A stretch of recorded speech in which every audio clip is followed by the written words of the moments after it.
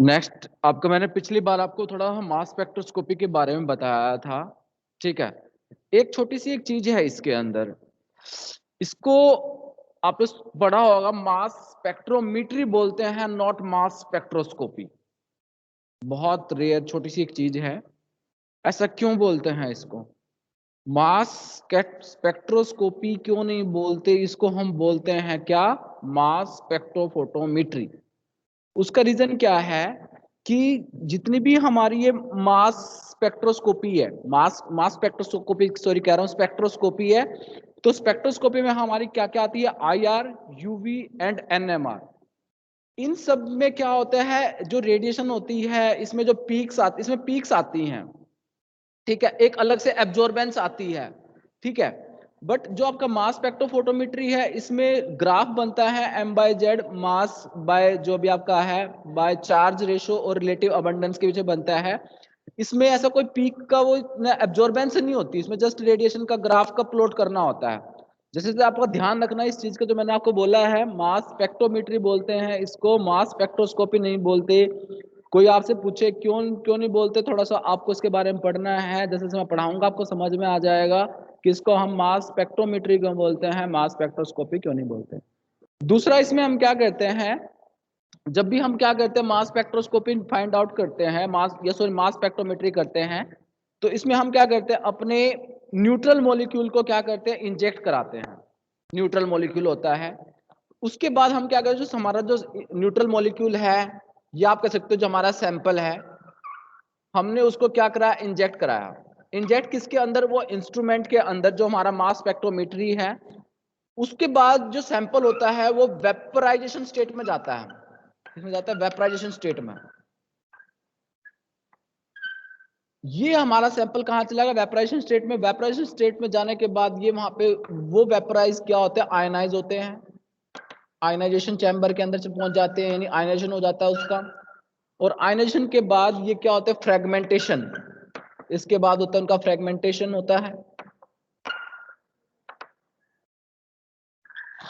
और फ्रेगमेंटेशन के बाद एसिलेशन। एसिलेशन बताता हूं मैं अभी आपको इनके बारे में। और उसके बाद deflection.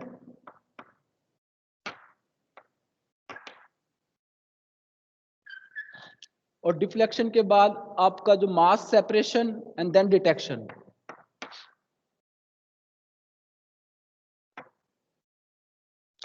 Mass separation and then detection.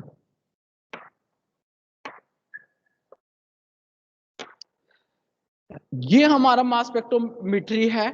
इसके अंदर ये अलग अलग चैम्बर्स बने होते हैं, अलग अलग कैटेगराइज होते हैं। सबसे पहले हमने अपने सैंपल को इंजेक्ट कराया, वहां पे से हमारा जो सैंपल है वो वेपराइजेशन फॉर्म में हो गया। वेपराइजेशन का फॉर्म का मतलब वो भी कब जाएगा? जब आप उसको हीट दोगे या कुछ ऐसा करोगे तभी वो वेपर फॉर्म में जाएगा। और वेपराइजेशन होने के बाद फिर वो आयनाइज। आयनाइज कब होगा? जब उसके अंदर आप रेडिएशन प्रोवाइड करोगे या कोई बीम दोगे, कोई इस तरह की दोगे, तो जिसकी वजह से जो हमारा जो सैंपल है वो आयनाइज हो जाएगा। आयनाइज होने के बाद वो क्या होता है, फ्रेगमेंटेशन में, पैटर्न में डिवाइड होएंगे। फ्रेगमेंटेशन बताऊंगा मैं आपको, फ्रेगमेंटेशन कैसे, कि M+1 M+2 इस तरह से भी आपको थोड़ा समझ में नहीं आएगा, बट फ्रेगमेंटेशन में इस तरह से होता है। उसके बाद हमारा क्या है, एसिलेशन है। ठीक है, और एसिलेशन में क्या होता है, जो पार्टिकल्स है वो कितनी मूवमेंट कर रहा है, कितना आप उसको इलेक्ट्रॉन वोल्ट प्रोवाइड कर रहे हो। ठीक है, उसके बाद वो डिफ्लेक्शन, और उसके बाद जो किस तरह का आपको डिफ्लेक्शन हो रही है। फिर उसके बाद मास सेपरेशन है, अलग अलग है, और उसके बाद डिटेक्शन है। तो ये तो थोड़ा सा आपके बारे में है, इसके मास स्पेक्ट्रोमेट्री के बारे में है, ये आपने उतार लिया है। इसके बाद मैं आपको बताऊंगा मास स्पेक्ट्रोमेट्री क्या होती है। एक माइक्रो एनालिटिकल टेक्निक होती है, जिसके अंदर हम क्या करते हैं, नैनो मॉलिक्यूल्स लेते हैं, मतलब स्मॉल सैंपल लेते हैं। तो आप लिख सकते हो इसमें थोड़ा थोड़ा।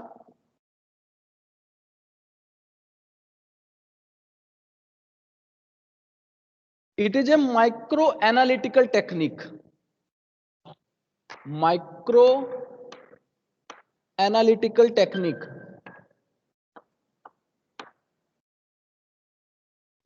require only a few nanomoles, require only a few nanomoles of the sample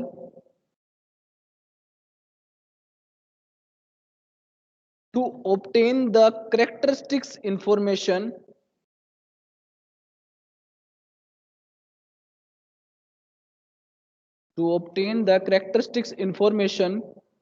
to the structure and the molecular weight of the analyte. Structures की इंफॉर्मेशन और जो अपना मास है, मोलिकुलर वेट है, उसको एनालाइट करने में हम इसमें यूज करते हैं माइक्रो एनालिटिकल टेक्निक है एनालाइज करना, ठीक है। और इसमें हम नैनोमोल्स लेते हैं अपने सैंपल्स के, ठीक है।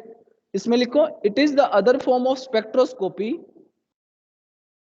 It is the another form of spectroscopy in that it is not concerned with non-destructive interaction. It is not concerned with non-destructive interaction between molecular and electromagnetic radiation. Molecular and electromagnetic radiation.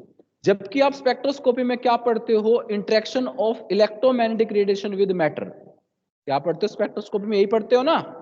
But इसमें ऐसा कुछ नहीं होता, non destructive interaction between the electromagnetic and radiation and the molecule, इसमें इस तरह की कोई इंटरेक्शन नहीं होती।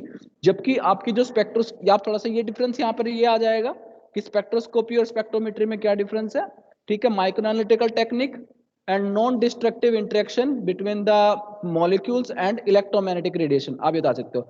जबकि अदर जो सिंपल स्पेक्ट्रोस्कोपी होती है यूवी, आईआर, एनएमआर, इसमें हम क्या करते हैं, अपने पार्टिकल्स की और को इलेक्ट्रोमैग्नेटिक रेडिएशन प्रोवाइड करते हैं, उसमें उनकी इंटरेक्शन होती है, बट इसमें ऐसा कुछ नहीं होता।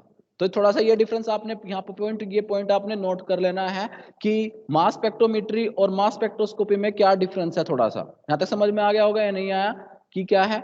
इसके बाद लिखो इंस्टेड, नेक्स्ट पॉइंट में लिखो instead it involve the production, instead it involve the production and separation of ionized molecule, it involves the production and separation of ionized molecule and their ionic decomposition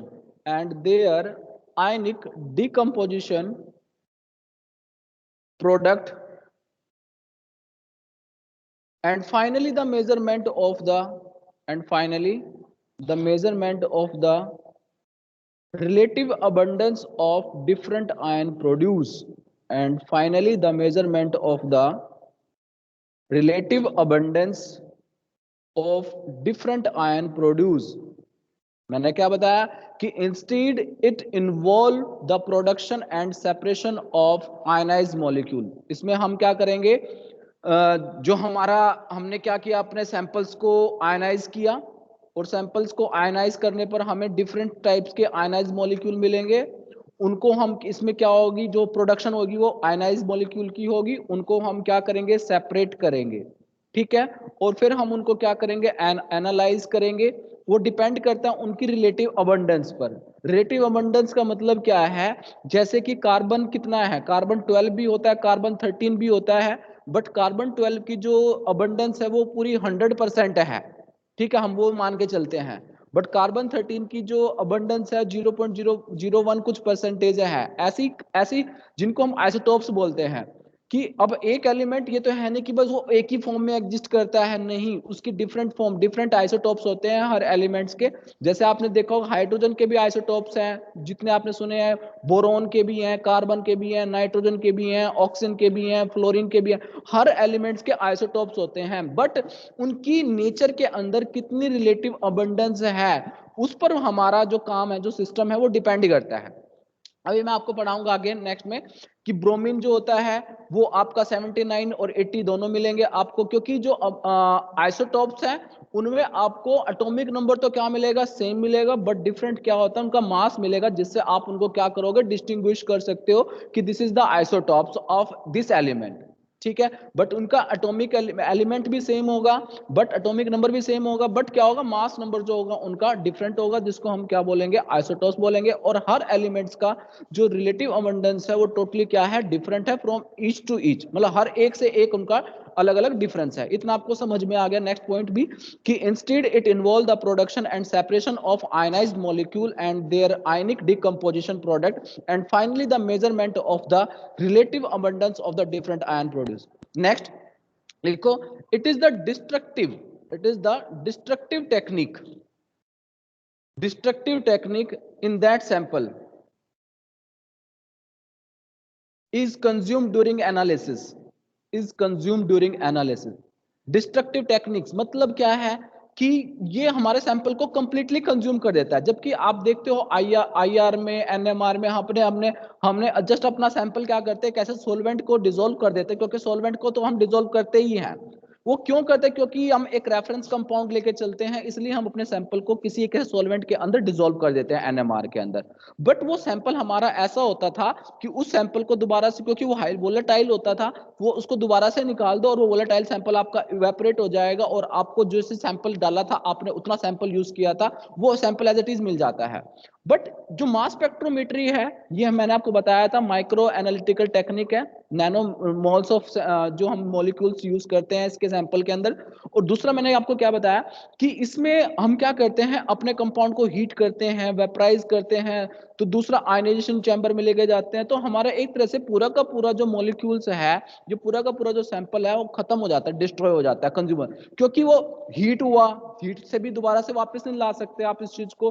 तो overall हमारा जो क्या कहते हैं sample होता है वो डिस्ट्रैक्ट होता है, डिस्ट्रॉय हो जाता है during the analysis of this compound. यहां तक समझ में आ गया होगा कि मास स्पेक्ट्रोमेट्री और मास स्पेक्ट्रोस्कोपी में, मास स्पेक्ट्रोमेट्री और अदर स्पेक्ट्रोस्कोपी जो टेक्निक्स है उनमें क्या डिफरेंस है। हमारा जो सैंपल है वो एज इट इज रहता है, बट इसमें जो सैंपल है वो हमारा क्या होता है, डिस्ट्रॉय होता है, डिस्ट्रक्टिव। दूसरा मैंने आपको बताया इसमें डिस्ट्रक्टिव इंटरेक्शन होती है, मतलब इंटरेक्शन ऐसा कुछ नहीं होता जैसे कि आपका नॉर्मल स्पेक्ट्रोस्कोपी में होता है इंटरेक्शन ऑफ रेडिएशन विद किसके साथ, पार्टिकल या मॉलिक्यूल के साथ, जो आपकी रेडिएशन होती है उसमें इंटरेक्शन। तो यहां तक समझ में आ गया होगा आई थिंक, ये नहीं आया तो बताइए आगे। इसके बाद लिखो, mass spectrum of each compound, mass spectrum of each compound is unique,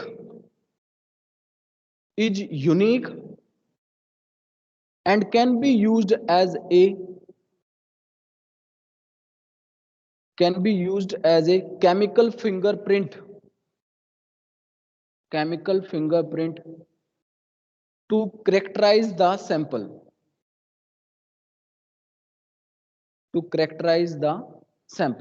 इसमें क्या कह रहा है कि मास स्पेक्ट्रम जो हमें मिलेगा वो हर कंपाउंड का यूनिक मिलेगा। अब जैसे वैसे तो एनएमआर भी यूनिक ही होता है, ठीक है, बट उसमें एनएमआर में क्या होगा आपको ना, अब बता नहीं सकते कि जो CH3 है अब वो CO के नजदीक है, ठीक है, अब वो CH3 जो है वो CO के नजदीक है। अब ये जो बेंजीन में भी हो सकता था ऐसा, और ये जो CH3 CO है किसी एक नॉर्मल कंपाउंड के अंदर भी नॉर्मल कंपाउंड के अंदर भी वहीं पर ही आएगी इनकी, है ना। इस तरह से हर नॉर्मल कंपाउंड के अंदर ये CH3 भी वहीं पर ही आएगी, मतलब थोड़ा सा, मतलब कुछ इतना इफेक्ट नहीं होगा अगर मैं बीच में एक सपोज कर एक CH2 और लगा देता हूं, ताकि मैं आपको थोड़ा सा और डिस्टिंग्विश कर दूं। ये लगा दिया, अब CH3 की और इसमें CH3 की आप NMR की पीक निकाल लो, इसमें CH3 में NMR की पीक निकाल लो, इनकी केमिकल शिफ्ट देखो, तो आपको नॉर्मली क्या मिलेगी, वो वहीं पर ही मिलेगी। बट मास स्पेक्ट्रम के अंदर क्या मिलेगा, एक तो क्या होगा, इस कंपाउंड का जो मास होगा और इस कंपाउंड का जो मास होगा वो एक तो क्या होगा, वहां से आपको डिफरेंट पीक दिखाई देगी, ये अलग मास की पीक दिखाई देगी, इस मास की अलग दिखाई देगी, ठीक है। दूसरा, जब आप क्या करते हो, इसकी फ्रेगमेंटेशन करोगे, फ्रेगमेंटेशन से क्या होगा कि इसमें एक बेंजीन का भी आपको अलग से पीक आ सकती, बेंजीन का आपको मैं दिखाऊंगा, तोड़ना सिखाऊंगा कि किस तरह से पीक आ सकती है, बट इसमें बेंजीन लाइक कोई इस तरह से पीक नहीं आएगी। तो कहने का मतलब क्या है, जो हमारा मास स्पेक्ट्रोफोटोमेट्री है, ठीक है, या मास स्पेक्ट्रोस्कोपी है, वो एक एज ए यूनिक कैरेक्टरिस्टिक्स देता है। यूनिक कैरेक्टरिस्टिक्स का मतलब क्या है कि इसकी प्रॉपर्टी टोटली अदर से सबसे क्या होगी, हमारी डिफरेंट होगी। और मेनली हम एज ए इसको हम क्या यूज कर सकते हैं, as a fingerprint chemical techniques की तरह यूज कर सकते हैं, कि जैसा भाई इसका पता लग जाएगा भाई ये जो एनालाइज आया हुआ है ना, ये इसी स्पेक्ट्रम का है, ये इसी कंपाउंड का है, अदर का नहीं हो सकता। तो ये इससे ये पता चलेगा हमें, ठीक है। नेक्स्ट लिखो, a mass spectrum is the plot of, a mass spectrum is the plot of relative abundance. Mass spectrum is the plot of relative abundance of ions, relative abundance of ions against the mass by charge ratio, mass by charge ratio, a mass spectrum।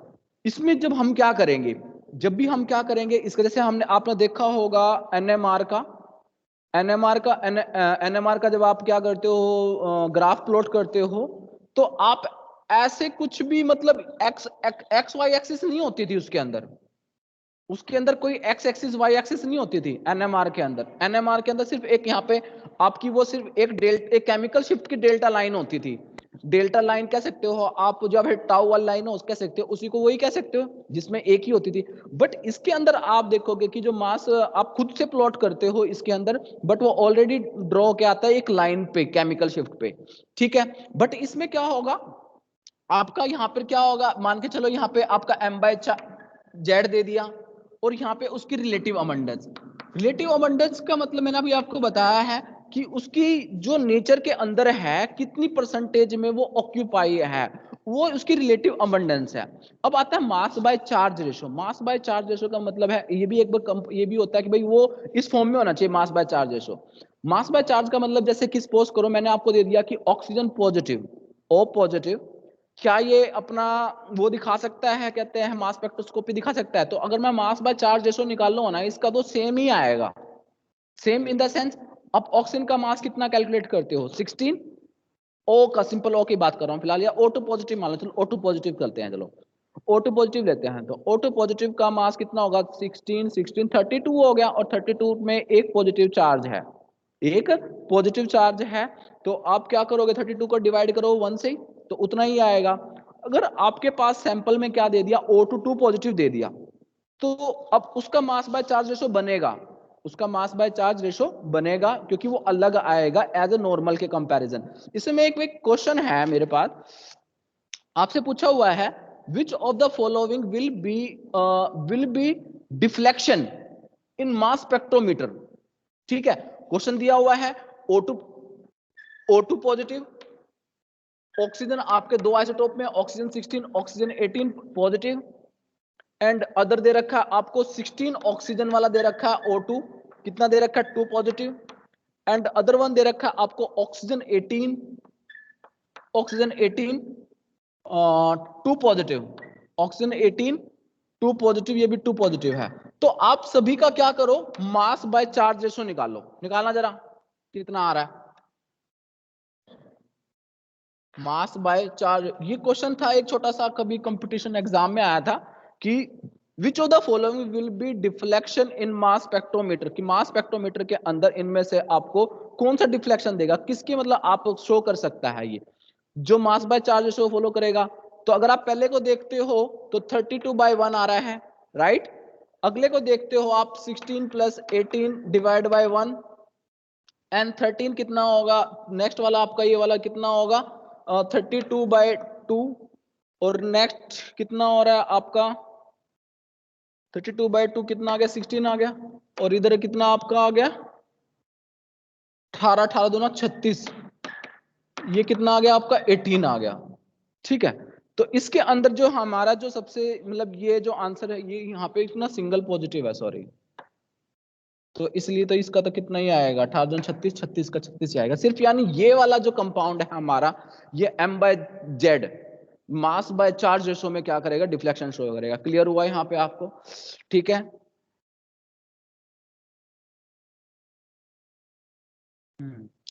हाँ, एक चीज और है, ये चलो बात की बात है वैसे तो, इसमें एक चीज हो रहा है, कहता है अगर आपके पास m/z जितना ज्यादा मिनिमम आएगा, m/z जितना मिनिमम आएगा उतना डिफ्लेक्शन ज्यादा होगा, मोर डिफ्लेक्शन कह रहा है। अगर मैं यहां पर ये O2 2 पॉजिटिव भी कर दूं, O2 2 पॉजिटिव भी कर दूं, फिर भी किसका डिफ्लेक्शन ज्यादा आएगा? इसी का आएगा। क्यों आएगा? क्योंकि इसका जो m/z आएगा कितना आएगा? वो 16 आएगा, और इसका m/z कितना आएगा? 18 आएगा। तो ये आपने ध्यान रखना है, m/z जितना क्या होगा, मिनिमम होगा, उतना क्या होगा, डिफ्लेक्शन, यानी वो उतना स्पेक्ट्रोस्कोपी में अच्छा दिखाई देगा, उसका डिफ्लेक्शन पैटर्न जो होगा वो उतना ही अच्छा आएगा, ये ध्यान रखना है।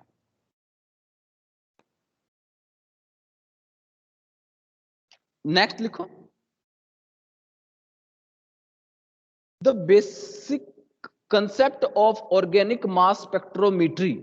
The basic concept of organic mass spectrometry consists of bombarding the vapor of organic compound, the vapor of organic compound with the beam of energetic electron, with the beam of energetic electron accelerated from a filament, accelerated from a filament to a energy of 70 electron volt, to a energy of 70 electron volt to form a positive charge molecule, to form a positive charge molecule. क्या कहता है? कह रहा है कि जो mainly basic concept है इसका, वो कहता है कि मास स्पेक्ट्रोस्कोपमेट्री जो है consist of bombarding the vapours of organic compound. मैंने आपको बताया था कि हम अपना जो सैंपल लेते हैं वो आगे उसको इंजेक्ट तो कर दिया, पर वो किस चीज में होना चाहिए? वेपराइज फॉर्म में होना चाहिए। तो मैंने क्या किया यहाँ पे, bombarding the vapour of organic molecule. ये सारे मेरे वेपर्स हैं, वेपर ऑफ ऑर्गेनिक मॉलिक्यूल। इसमें क्या आएगी? एक कोई फिलामेंट है, फिलामेंट से हमारी इलेक्ट्रोमैग्नेटिक रेडिएशन आएगी, और वो कितने इलेक्ट्रॉन वोल्ट का? 70 इलेक्ट्रॉन वोल्ट का। इतना मतलब उससे इतनी फास्ट एसिलेटर आएगी, और वो इस पे बम्बार्डमेंट होएगी, और वो फिर वो क्या देगा आपको? आयनाइज मॉलिक्यूल देगा। और आयनाइज मॉलिक्यूल कैसा? वो पॉजिटिवली चार्ज कह रहा है। दोबारा देखो, मैंने लिखा है the basis concept of the organic mass spectrometry consist of bombarding the vapors of organic compound with the beam of energetic electron, with the beam of, this is the energetic electron, with the beam of energetic electron accelerated from a filament, जो filament कितने volt का है? 70 electron volt. And वो किस पे क्या करेगा? और वो से क्या ये, और जो वेपर मॉलिक्यूल है टू फॉर्म क्या करेंगे? Ionize molecule. कैसा? Positively charge. समझ में आया? द बेसिस कंसेप्ट जो मेरा मास स्पेक्ट्रोमेट्री है उसमें हमारे जो वेपर्स हैं, ऑर्गेनिक मॉलिक्यूल्स के वेपर्स हैं, उनको क्या किया जाता है? उन पर एक बीम डाली जाती है। और बीम कहां से डाली जाती है? फ्रॉम एक फिलामेंट से। और जो फिलामेंट कितने इलेक्ट्रॉन वोल्ट का? 17 इलेक्ट्रॉन वोल्ट का जो फिलामेंट है उससे एसिलेटेड की जाती है, जिसके थ्रू से हमें क्या मिलता है? एक आयनाइज मॉलिक्यूल। और वो कैसे मिलेंगे? हमें पॉजिटिवली चार्ज मॉलिक्यूल मिलते हैं। ये मेनली उसका एक बेसिक प्रिंसिपल है कि किस तरह से पॉजिटिवली चार्ज मॉलिक्यूल मिलते हैं। यहां तक समझ में आ गया? नहीं आया? इसके बाद कहता है next, the addition energy of the electron. Addition लिखो next, the addition energy of electron. अगर हम बाहर से भी कोई भी एनर्जी जो भी है, the addition energy of electron is dissipated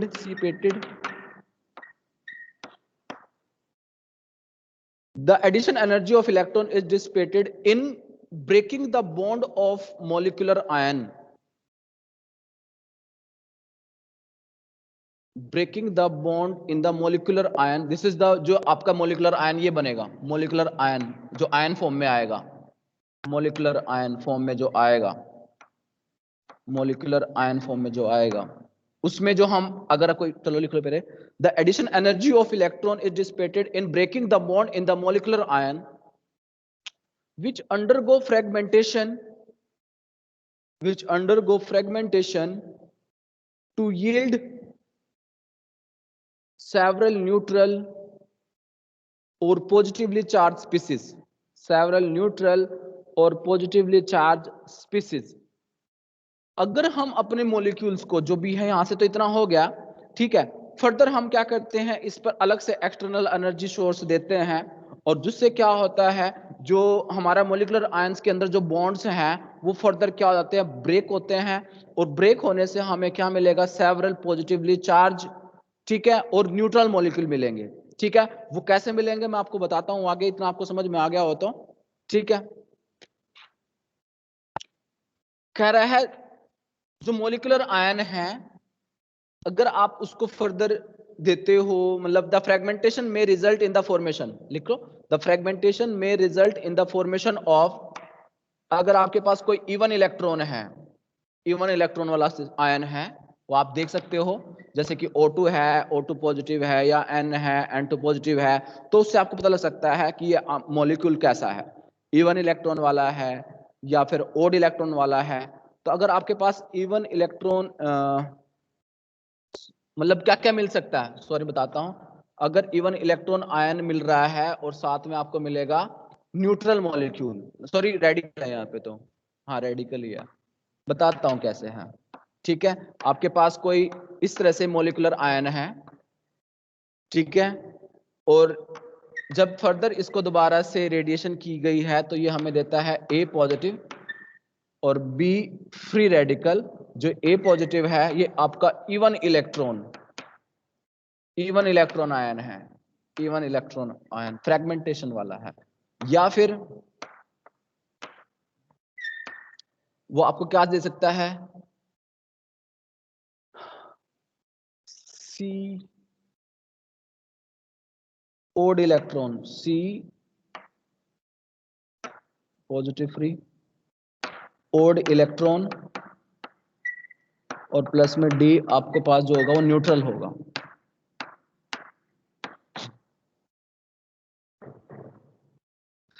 देखो इसमें क्या हुआ, ये अलग अलग डिसोशिएट हो गया, पॉजिटिवली एंड फ्री रेडिकल, और इसमें क्या हो गया, वो इकट्ठा ही आया हुआ है, जिसको हम बोलते हैं ऑड इलेक्ट्रॉन स्पीसीज। ठीक है, और इसमें साथ जब ये ऑड इलेक्ट्रॉन निकल गया और विद फ्री रेडिकल भी साथ में ही है, तो ये तो क्या होगा, न्यूट्रल ही होगा। बट इसमें क्या होगा आपका, जब भी ऐसा कुछ होगा आपको एक इवन इलेक्ट्रॉन मिलेगा और दूसरा क्या मिलेगा, ये रेडिकल मिलेगा। आपने ध्यान रखना है, मेनली जो भी हम करते हैं मेनली हम इसे लेके चलते हैं, आगे मैं आपको दिखाऊंगा। ठीक है, पर जब वो फ्रेगमेंटेशन होगी तो फ्रेगमेंटेशन में ऐसे भी आएगा। ठीक है, और ये इस तरह से है।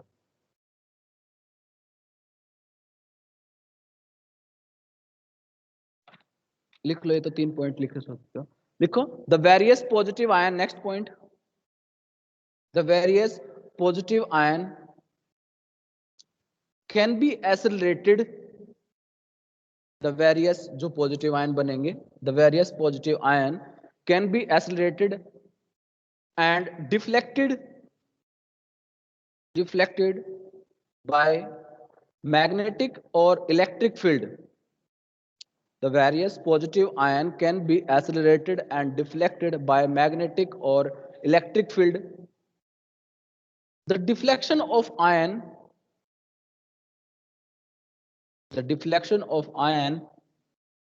however, depend on its mass. The deflection of ion, however, depend on its mass, charge, velocity, mass, charge, and velocity. For a given charge,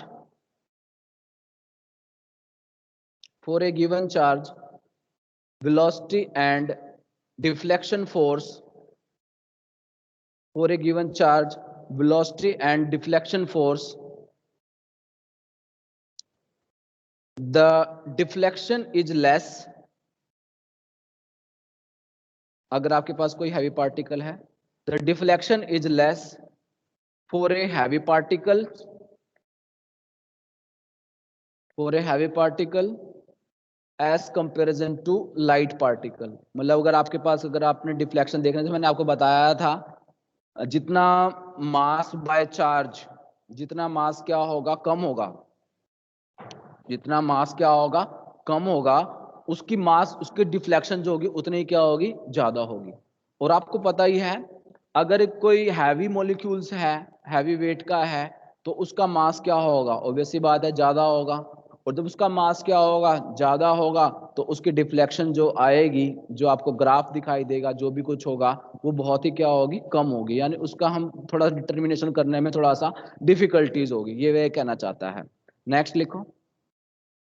Thus produce a number of beam, thus produce a number of beam each containing ion,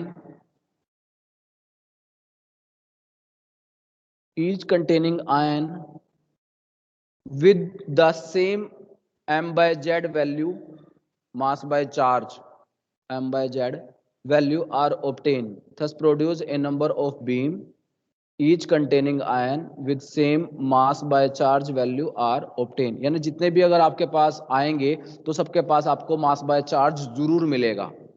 ठीक है, next है, these beam are then made to strike, these beam are then made to strike against a photographic plate,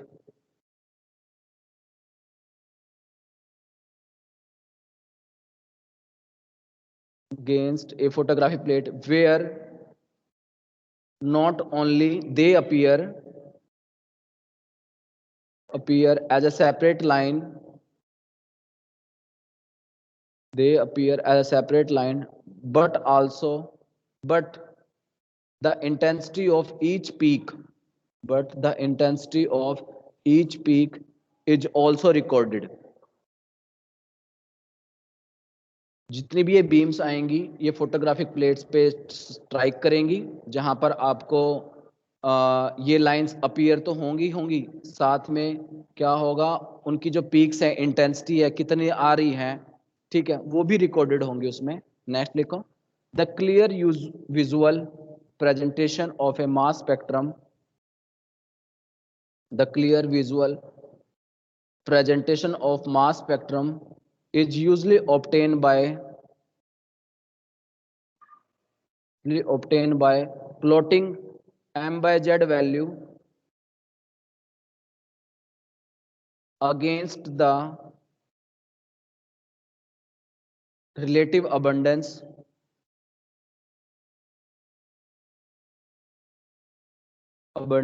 arising the most abundant ion,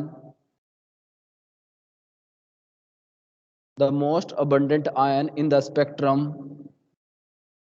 100%। जो most abundant होगा वो 100% होगा, उसकी जो peak होगी, जो मोस्ट अबंडेंट होगा। ठीक है, बाकी का ये हम नेक्स्ट करेंगे। Thank you.